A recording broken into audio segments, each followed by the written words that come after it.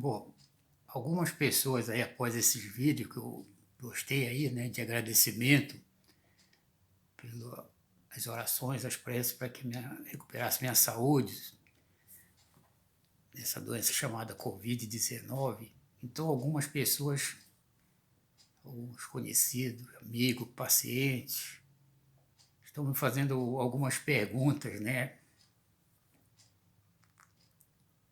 a título de esclarecimento sobre o que eu falei, como é. Pô, vamos fazer assim um escalonamento, né? Para não ficar uma. Alguns me conhecem pessoalmente já há anos, né? Eu estou 28 anos aqui em São Paulo, já cheguei com 4, 5 anos de formado aqui, uma trajetória, né? Tem que muitos conhecem e muitos não conhecem, não é isso? É uma trajetória de vida também complicada, difícil, do ponto de vista social, né? Principalmente o principal do ponto de vista social. Então, eu sou. Inclusive, depois, com mais calma, a gente vai fazer uma palestra sobre essa fase que eu passei, sobre. Eu fui cobrado muito, após isso, por alguns profissionais lá do Emílio Ribas, né? Sobre vários aspectos de vida, mas eles. O principal foi a trajetória de vida. Uma trajetória de vida. Vocês veem aí no Instagram que tem um vídeo sobre o título de cidadão paulista de São Paulo, não é isso? Aí diz, mas isso é político, não sei o que, qualquer um tem isso. Alguns têm, né, de várias maneiras. O meu foi conseguido de uma outra forma. O doutor Carlos Apolinário, quando ele me deu aquele título, não foi por que eu fosse do partido dele, alguma coisa. Foi pelo um reconhecimento profissional, né, são coisas de paciente, a gente não pode estar revelando, né? Então, após esse evento que eu falei para vocês, que eu fiquei conhecido nacionalmente com mídias, televisão, programas de favor de rede nacional, Sabadaço do Gilberto Barro da Bandeirantes, Super Pop, 2 Super Pop, eu fiz Super Pop com o Fat Family e com o Clede Bambam, aqueles outras pessoas lá sobre o tema anabolizante. Primeiro sobre a obesidade com o Fat Family, depois um tema polêmico sobre anabolizantes, que morreu, umas pessoas que morreram que usavam anabolizante, né, nas academias. Depois teve o DNA, o uso do DNA no tratamento da obesidade, foi temas polêmicos também. Fiz algumas revistas da época, muito questionado também. Muito questionado, que não valia, mas eu tinha minhas fontes de informação boas. Um era o Laboratório Gene, do Dr. Sérgio Pena. Se fizeram retrospecto, é um geneticista reconhecido nacional e mundialmente. Depois ele ficou doente e pediu para me procurar a doutora Mariana Zates. Então sempre eu tinha meu embasamento científico. Eu nunca procurei na medicina ter telhado de vidro.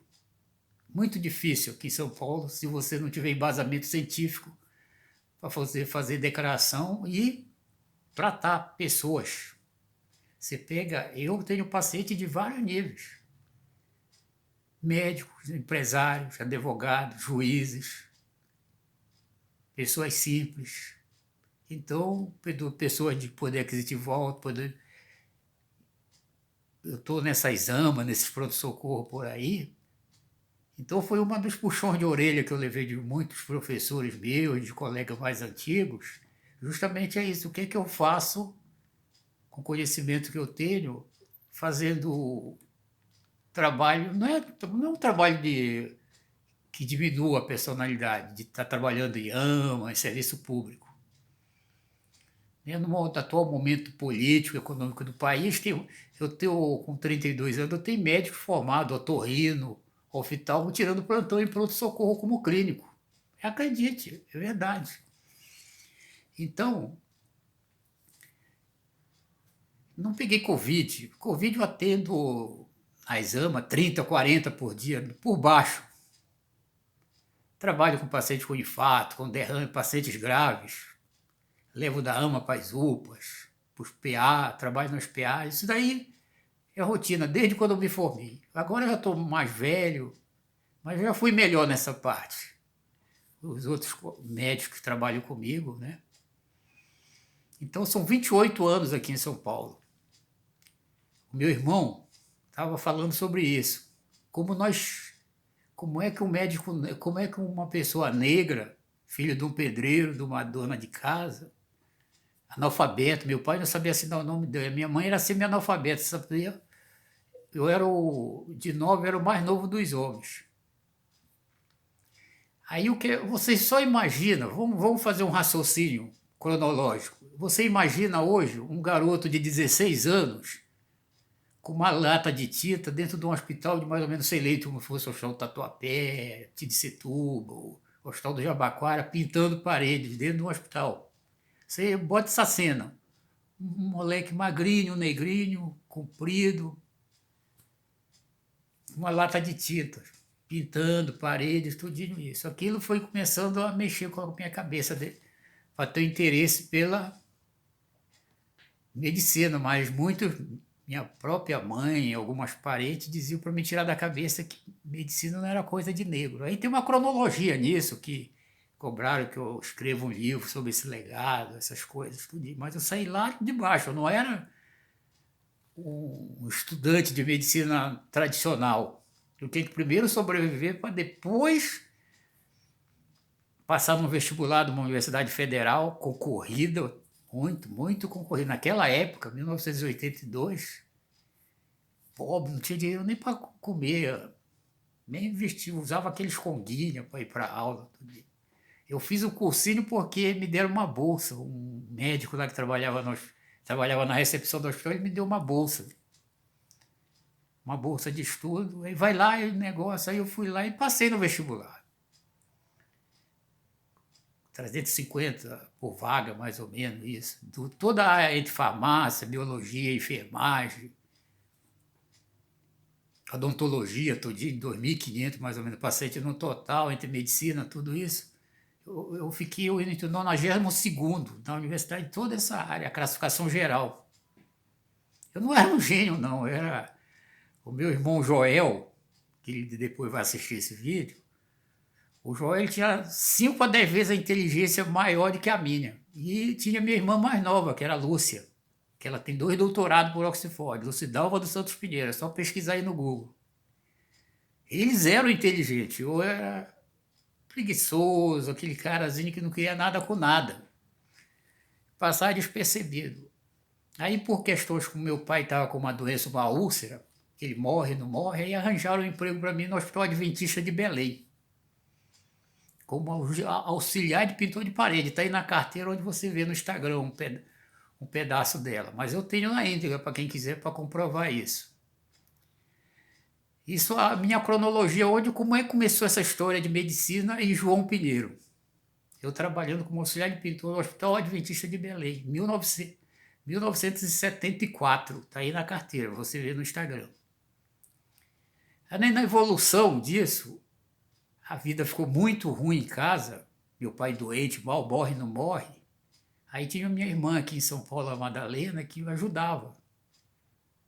Aí, esses meus 2 irmãos, a Lúcia eu estava com 16, então ela estava com 12, e o Joel estava com 18 para 19, que ele é 4 anos mais velho que eu, e a Lúcia é 4 anos mais nova do que eu. Na cronologia do tempo.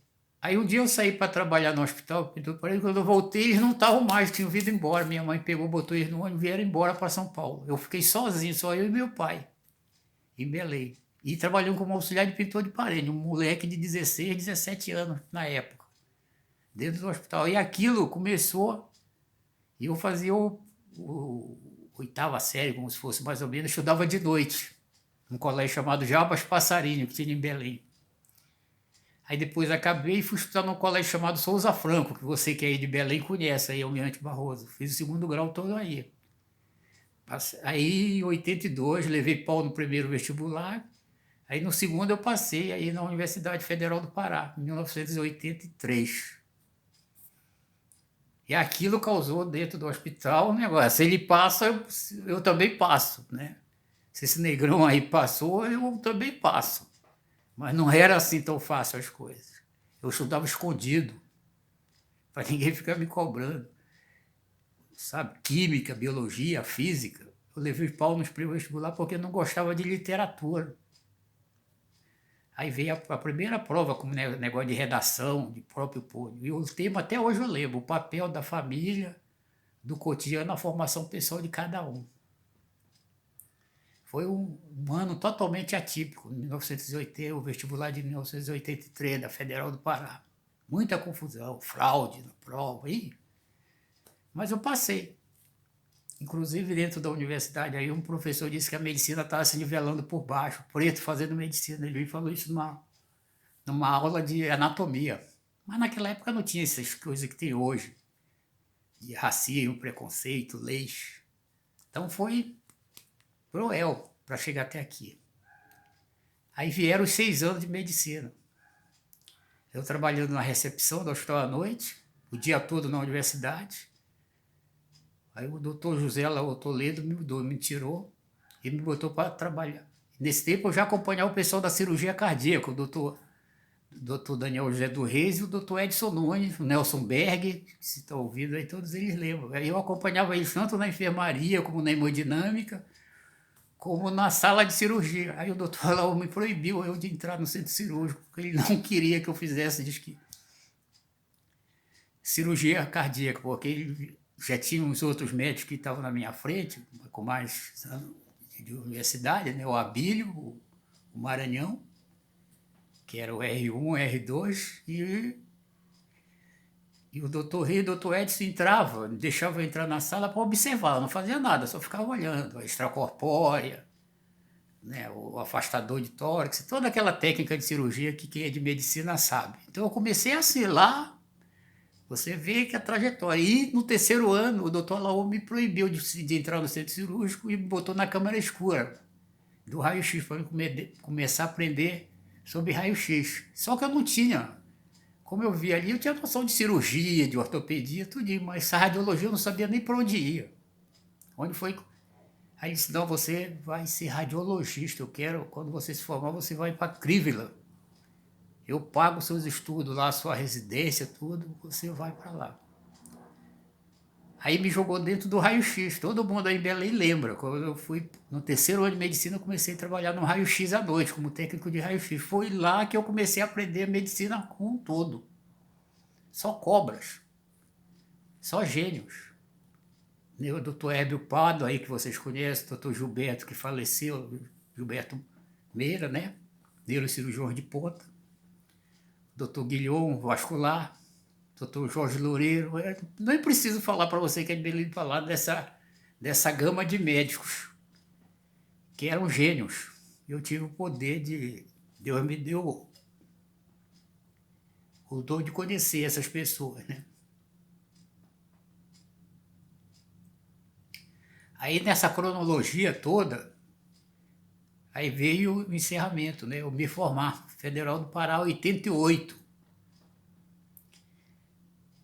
O grande lance desse entrevimento, porque a Maria eu não sabia, mas os outros colegas meus que saíram antes já tinham me dado as cartas para o doutor Miguel, que era o radiologista do Hospital Naval de Belém na época, 1988. E eu vim para São Paulo, na realidade eu vi antes, parei em Brasília, não tinha dinheiro, tinha um pacote de biscoito Mabel, aquelas rosquinhas, e uma Coca-Cola, onde eu tomava um bocadinho, guardar no guarda-volume, guardando para fazer prova no hospital de base de Brasília, para residência em radiologia. Fiquei uma semana dormindo aí no terminal rodoviário, uma semana, dia e noite, dormia, não tinha dinheiro para ficar em hotel, dormia de noite. Aí no terminal rodoviário, tomava banho ali na rodoviária e guardava minha bolsazinha no guarda-volume. Aí tinha a prova aqui de residência na USP, em 88. A minha irmã Lúcia veio fazer o mestrado e me apresentou lá, um pessoal na USP, e eu fui fazer a prova teórica. Só que a prática, eu tinha que me apresentar na Marinha. Aí não deu para mim fazer a prova. Fiz a teórica, mas não veio. Mas eu fiz, em 88, uma prova para residência na residência aqui de radiologia da USP. Né? E dormia antes de chegar em São Paulo, dormia no terminal rodoviário de Brasília. Olha, você vai vendo aí as coisas, as peripécias que eu fiz na vida. E nesse entremim teve muitas coisas também, que justamente o pessoal cobra que eu coloque isso no livro. Aí passou, vim para São Paulo, voltei. Quando eu voltei, não quis, a Marinha não me liberou. Tive que ir servir como RNR, Reserva Não Remunerada. Aí conheci o doutor Miguel, que foi um pai para mim dentro da Marinha. O doutor Miguel e o doutor Adir. Foi a época que o Collor foi eleito. E como primeiro-tenente eu ganhava 40 salário mínimo, o Collor baixou de todos os militares para 9. Aí onde surge o negócio dos panelaços, onde o militar não podia fazer greve, as mulheres do militar foram bater panela lá na porta do Collor por causa do salário dele. E eu estava lá em Manaus, nessa época, fui para Manaus. Como o hospital, a Marinha não tinha hospital em Manaus, aí eu ia para o hospital do Exército, dar laudo de radiologia no Exército. Aí muitas coisas aconteceram nisso que a gente deixa por livro, né? Então a cronologia todinha. Aí da estação naval eu voltei para o Hospital Naval de Belém, em 1991. Em 1991, já como médico. E para o Hospital Adventista de Belém só como plantonista, né, à noite. Isso aí, em 1992, a minha mãe morreu. Um desgosto terrível. Pensei até em abandonar, fechar, encerrar a medicina, fazer qualquer outra coisa, menos medicina. Um desgosto terrível. Aí,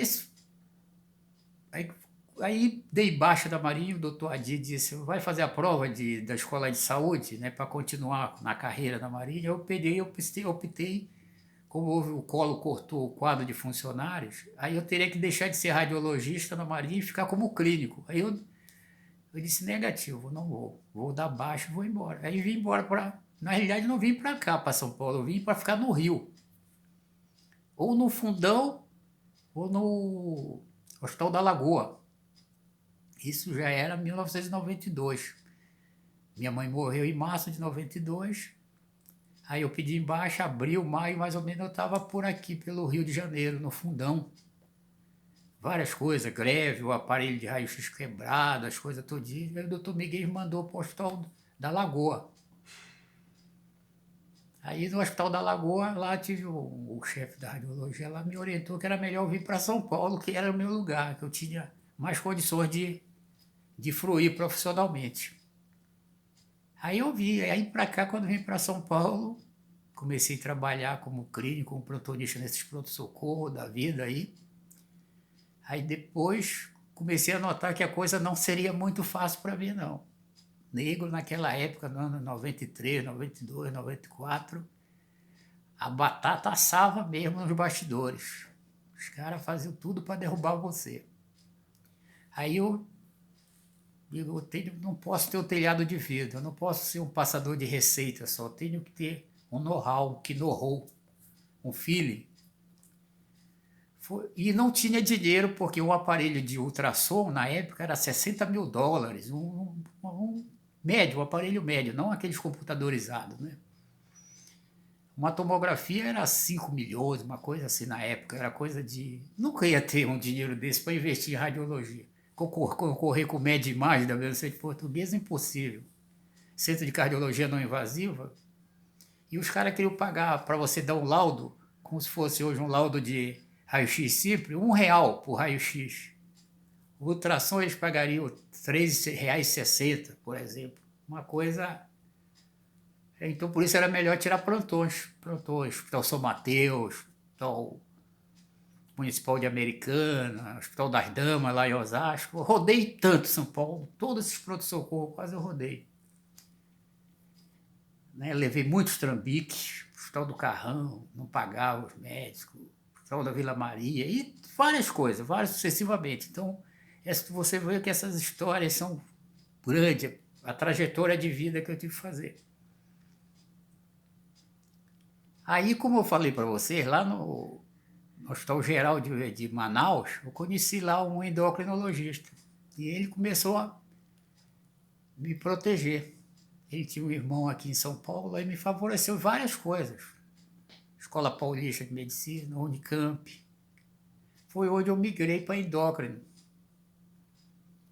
Só que eu tinha aqueles treinamentos lá no Fuzileiro Naval. Só que eu não sabia a parte científica. Por que eles lá botam você para treinar, mas não por que você está fazendo. Os instrutores oficiais são profissionais de educação física no Fuzileiro ou engenheiro civil. A maioria no Fuzileiro. E eu tive uma grande amizade com os fuzileiros, tanto os comandantes como os outros oficiais. E aqueles treinamentos de militar, que hoje o pessoal bota o tal de rope dentro da academia, aquilo vem do treinamento dos militares. Treinamento de alta performance. Só que lá você não tem a parte científica, né? Por que faz aquilo? De onde o embasamento científico? Aí eu comecei a montar um protocolo, porque dieta e atividade física não funcionava para obeso. Aí caí na besteira de me botarem lá na Unicamp, conhecer o Dr. Mário Saad, Dr. Bruno Gelonese e o Marcos Tambácia. É meio que você jogar futebol do lado do Neymar, do Cristiano Ronaldo. Fica fácil, não fica? Foi o que fizeram, me deram essa asa para cobra. O Dr. Bruno Gelonese me chamou assim, João, aqui o que a gente o que se conhece não tem interesse, a gente vai atrás do desconhecido. Ah, me deram asa para voar. O Bruno, o Dr. Mário Saad, quem vê pesquisa aí no Google, quem é o homem na endocrinologia? Não sabe nada de endocrinologia. Aí o doutor Mário Saad botou a mão no ombro também. Olha, João, isso aqui é assim, olha, isso aqui é assim. Me deu só um cheirinho, como aquele negócio do Flamengo, um cheirinho, me deram um cheirinho, me deram só um cheirinho do gosto das coisas. Ah, meu, digo, aqui que eu vou me criar. Eu fui pela Grax fazer um curso lá, Laboratório Grax. Aí daí em diante, o bicho não prestou. Aí tinha um outro professor meu, aquele que eu falei da Escola Paulista, que ele foi lá para Stanford, para São Francisco, trabalhar com o Dr. Geraldo Heaven. E me abastecia de informações de lá. Coisa que eu chegava aqui, já estava há 10 anos lá. Chegava aqui uns 10 anos defasado na Escola Paulista, na Unicamp, e eu estava sempre na frente do tempo. A Vanessa aí do Estúdio do Corpo lembra disso. Eu fiquei uma vez lá na Unicamp, uns 15 dias, 10 dias lá fazendo curso, lá, direto, dia e noite. Aí, endócrino, obeso, diabético, não sei o que, tudinho, eu tinha um feeling, os pulos do gato. Por que atividade física? Fuzileiro treinamento. O ensinamento do Mário Saad, do Bruno Gelonese, do Marcos Tambassi. Os outros médicos do doutora Luciana Bahia da UERJ. Só conheci gênio. Com aquele gênio lá de Belém que eu conheci, olha, criaram uma cobra. Uma cobrinha. Montei um quebra-cabeça. Aí, nesse espaço de tempo, eu conheci também uma neuromuscular na Escola Paulista. Tudo que é miopatias. João, ela tinha doutorado lá pela Austrália, as distrofias musculares, estuda distrofias musculares e neurociência clínica. As duas juntas, combina e aplica. Aí só fiz o diferente, ela faz só a parte clínica, né? Ela fazia a parte clínica. O doutor Sérgio Pena, a parte genética clínica, de obeso, diabético, neuromuscular, neurociência, atividade física, dieta. Montei um quebra-cabeça que é difícil copiar. Aí algumas pessoas tentaram me copiar, passar rasteira. Tinha pessoas que vinham, outros médicos, fazer estágio uma semana e achava que sabia tudo. Achava que passar só Durateston e Deposterol, bastava isso e estava resolvido. o Adilson Abadeça em Belém, ele sabe disso, né, Adilson? Então, muitas pessoas... Então, foi uma cronologia, tá certo? Foi uma cronologia. Esse negócio de título de especialista é igual carteira de identidade, na Praça da Sé vende, na época dos anos 90, vendiam. Quem quisesse ter título de especialista em nutrologia tinha, quem quisesse ter título de especialista em ortopedia tinha, porque os caras vendiam. Tinha umas máfias. E assim sucessivamente, várias coisas. E eu nunca fiz nada revolucionário, eu fiz tudo dentro dos padrões científicos. O que eu fazia era o quebra-cabeça, muitas coisas. Como a obesidade é multifatorial, tá certo? Obesidade, diabetes, ela é multifatorial. Se você fizer só uma coisa, você não resolve. Você trata os sintomas, mas as causas não. Vanessa, aí, que é inteligente no estudo do corpo, engenheira, sabe das coisas. Por isso, aí nós inventamos de montar uma franquia chamada Reengenharia da Obesidade. Isso é o nome. Seria uma franquia. Aí os caras montaram uma máfia aí para dizer que eu estava inventando tratamentos.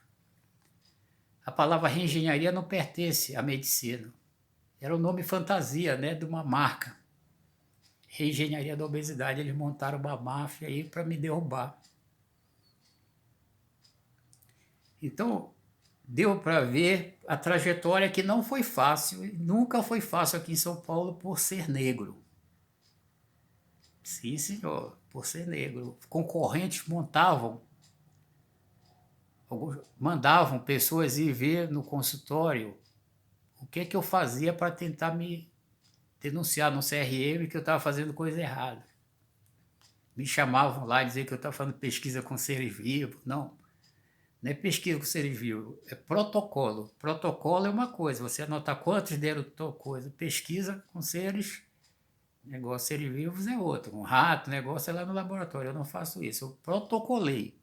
Eu tenho 16 mil pacientes protocolados, obeso, diabético, público fitness. Correção da causa, aplicação de dieta e atividade física, certo? Senhor Fernando, Alexandre, Adilson Badeça, todos esses profissionais de educação física, a Sheila, a nutrição, a Karen, todos esses profissionais que trabalham há muito tempo do meu lado, sabem que eu trabalho com os exames, aplico a dieta, a atividade física em cima de resultado de exame. Eu não faço nada revolucionário. Nada, nada, nada, nada. Não sou nenhum gênio mesmo, primeiro, porque eu disse lá na frente, eu nunca fui estudante de medicina nato. Eu tinha que sobreviver, trabalhar primeiro e depois ser estudante de medicina. E depois que peguei o diploma, aí a perseguição começou de muita gente, principalmente aqui em São Paulo. O meu irmão, o Joel, estava falando esses dias aí, depois eu vou recuperar o áudio e mostrar para você o, o que é difícil ser negro na medicina. É difícil. E se eu jogasse futebol, que é uma coisa também que lá atrás, o adventista de Belém, Tudílio, trabalhando, porque eu com 16 anos eu era da escolinha do Infanto Juvenil do Remo. Aí em Belém, do técnico Aloysio Brasil, quem é da época, o Adécio, que é médico aí, Rosemira, lateral direito, ele era o juvenil e a gente era do Infanto Juvenil. Mas como eu tinha que levar dinheiro para casa, eu tive que largar, optar, você pintou lá o negócio, para poder ajudar a dona Naí nas coisinhas básicas de casa. Não é isso? Meu irmão aí, que é o Joel, eles estavam falando essa parte aí, quando eu estava internado, sobre essa trajetória toda, como é que a Lúcia também, que é engenharia de alimentos, mas tem 2 doutorados por Oxford. Oxford não foi fácil, nossas vidas aqui em São Paulo foi terrível. Então, quando eu falo desse negócio de emoção aí, desse evento aí do Covid-19 no Emílio Ribas, é porque o reconhecimento de alguns profissionais e me cobraram, me deram puxão de orelha, por que que eu faço com 62 anos lá no pronto-socorro? Por que que eu já não estou sossegado em casa, cuidando da dona Sandra, dos meus filhos? Então eu levei vários puxão de orelha de alguns professores meus, né? condições de vida. Eu não sou nenhum gênio, eu só faço coisas do feijão com arroz básico e as pessoas ficam com inveja disso. Mas está tudo escrito nos livros. A diferença quando eu dou uns cursos, o Fernando, o Adil sabe, que eu não dou rodapé de livro, eu dou coisa prática. Eu falo coisa prática, coisa que eu uso no dia a dia. Não é aquelas coisas, fórmulas prontas, tudinho. Cada pessoa tem suas particularidades, né? Aumento de massa magra, perda de gordura, a diferença entre perder peso e emagrecer, são coisas que as pessoas diferenciar. A aplicação de treinamento igual para todo mundo não é o Batata aí, que é fisiculturista, o Adilson, a Vanessa, todo o pessoal sabe.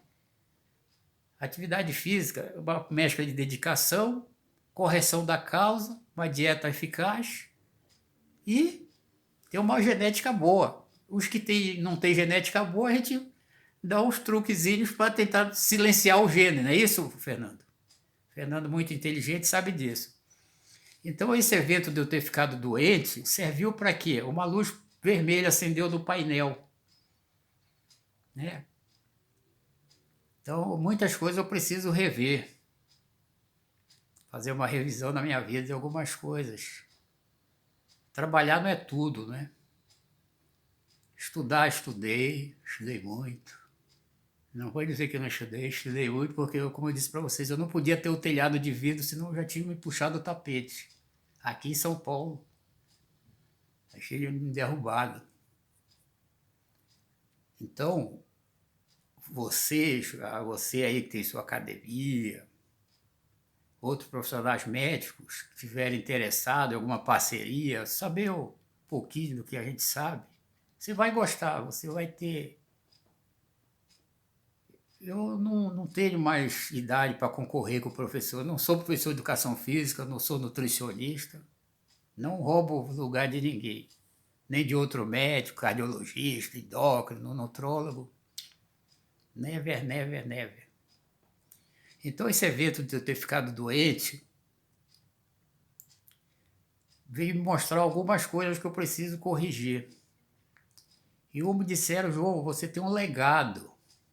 Você tem que capacitar os outros profissionais. Sua era já passou. O seu tem um novo tempo. Você tem que criar situações. Ensinar o médico que está vindo, o pessoal que está chegando. Isso que eu vi dentro do Emílio Ribas. O residente, o R1, o R2, o R3, a dedicação, o interesse, aquela parte acadêmica. Vocês viram que eu fiquei preso lá desde de sábado e não pude sair de alta.